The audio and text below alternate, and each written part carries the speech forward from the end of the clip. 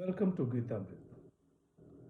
भगवत गीता में जीवन के मूल प्रश्नों का उत्तर मिलता है। मैं कौन हूँ? आत्मा क्या है? आत्मा का स्वरूप कैसा है? गीतामृत में इन्हीं विषयों का वर्णन सरल शब्दों में। पिछले सेशन में हमने चर्चा की थी अध्याय 4 का अंतिम श्लोक। आज के चर्चा का विषय है अध्याय 4 का सारांश। अध्याय 4 सांख्य योग, द योग ऑफ डिवाइन नॉलेज, दिव्य ज्ञान। ज्ञान कर्म संन्यास योग। भगवान उवाच, हे पार्थ, भगवत गीता बहुत ही प्राचीन है। मैंने इस अविनाशी योग को सूर्य को दिया, सूर्य ने मनु को और मनु ने इक्ष्वाकु को दिया। परंपरा से प्राप्त इस योग को राजर्षियों ने जाना। हे पार्थ, यह पुरातन विद्या मैं तुम्हें देता हूँ क्योंकि तुम मेरे परम भक्त एवं सखा हो। हे पार्थ, मेरे और तुम्हारे बहुत से जन्म हो चुके हैं। उन सबको मैं जानता हूँ, तुम नहीं। मैं अजन्मा और अविनाशी हूँ और अपनी माया से प्रकट होता हूँ। यदा यदा हि धर्मस्य ग्लानिर्भवति भारत, अभ्युत्थानम् अधर्मस्य तदात्मानं सृजाम्यहम्। जब जब धर्म की हानि एवं अधर्म की वृद्धि होती है, तब तब मैं स्वयं को प्रकट करता हूँ। साधुओं की रक्षा करने, पापियों का नाश करने तथा धर्म की स्थापना करने के लिए मैं प्रत्येक युग में प्रकट होता हूँ। मेरा जन्म और कर्म दिव्य है। जो इस तत्व को जान लेता है वह मुझे प्राप्त होता है। राग, भय और क्रोध रहित मुझ में तल्लीन बहुत से भक्त मेरे स्वरूप को प्राप्त कर चुके हैं। जो भक्त जिस प्रकार मेरी शरण में आता है, मैं उन्हें उसी प्रकार आश्रय देता हूँ। गुण और कर्मों के आधार पर चातुर्वर्ण मेरे द्वारा रचा गया है।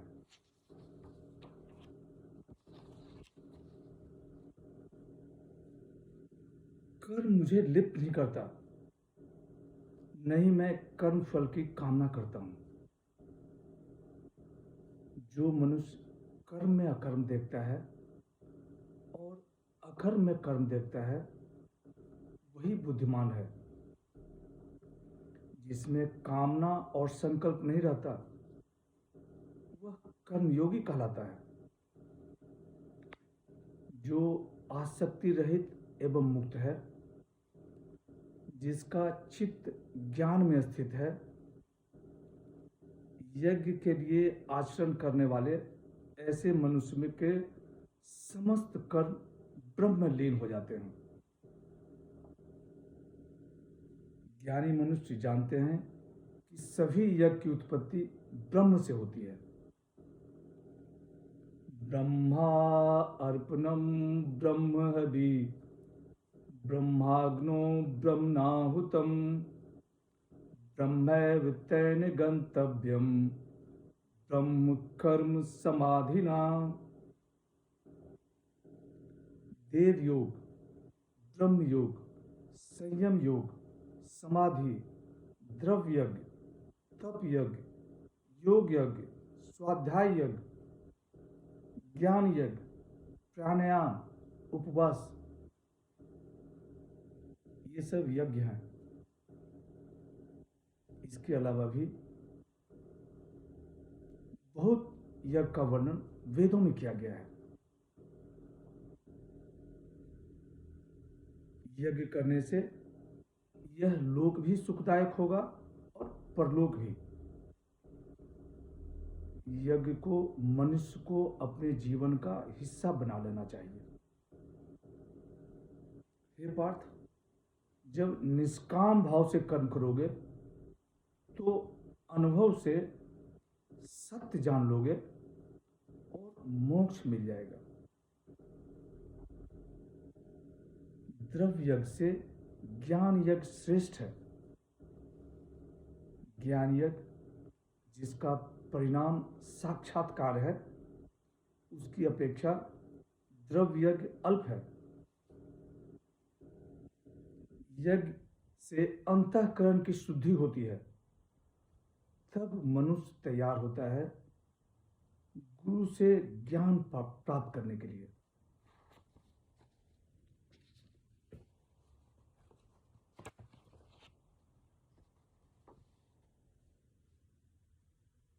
तत्व ज्ञान का एक ही स्रोत तत्वदर्शी महापुरुष। हे पार्थ, तत्वदर्शी द्वारा बताए रास्ते पर चलकर सभी प्राणियों में आत्मा का प्रसार देखोगे। आत्मा एक और उसके अलग अलग रूप। आत्मा परमात्मा का अंश। पापी से पापी आदमी भी तत्वदर्शी महापुरुष के पास जाकर तत्व ज्ञान प्राप्त कर सकता है। तत्व ज्ञान रूपी अग्नि संचित, प्रारब्ध और क्रियावान तीनों कर्मों को भस्म कर देती है। इस संसार में तत्व ज्ञान के समान पवित्र कुछ भी नहीं। हे पार्थ,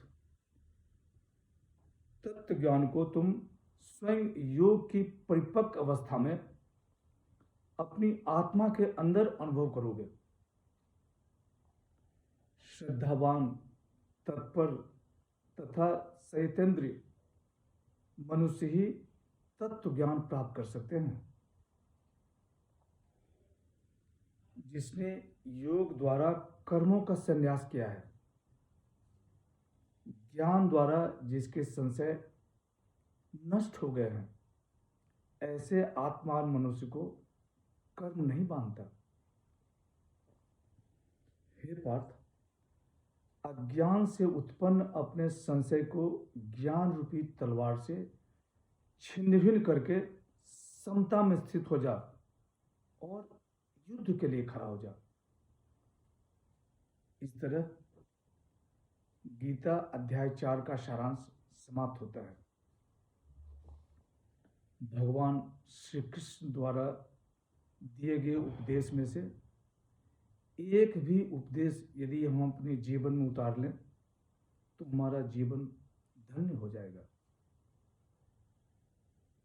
इन उपदेशों को बार बार सुने और चिंतन करने। केवल सुनने से काम नहीं होगा, चिंतन करना होगा, तब जाके आप कुछ समझ पाएंगे। आज की चर्चा यहीं समाप्त करते हैं। अगले सेशन में अध्याय 5 पे चर्चा करेंगे।